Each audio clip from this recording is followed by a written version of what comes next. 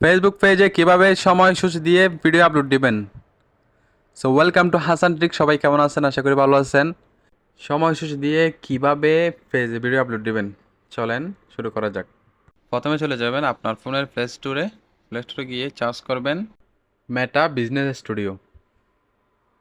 চলে আসবে মেটা studio, download দিবেন। যদি ডাউনলোড থাকে মেটা স্টুডিওর ভিতরে যাবেন, যাওয়ার পর আপনার এটি লগ ইন করে নেবেন। আমারটা লগ ইন করা আছে। আপনি যাবেন রিলসে যাওয়ার পরে আপনি বাছাই করে নেবেন একটা ভিডিও। সো আমি এটা বাছাই করতেছি, এটা দিতেছি। দেওয়ার পর নেক্সট ক্লিক করবেন। নেক্সট ক্লিক করার পরে যা লেখার ডেসক্রিপশন, হ্যাশট্যাগ যা লেখার সব কিছু লিখে দিবেন। নিচে দেখবেন পাবলিশ নাও, স্কেজুল ফর লেটেড। আপনি স্কেজুল ফর লেটেডে যাবেন, লেটেডে গিয়ে টুডেতে যাবেন। টুডেতে গিয়ে আপনি কোন তারিখটাই দিবেন। এখানে দেখেন 26 তারিখ, 27 তারিখ, 28 তারিখ আছে। তো আমি 27 তারিখে দিই, মানে কালকে। তো ওকে করে দিচ্ছি।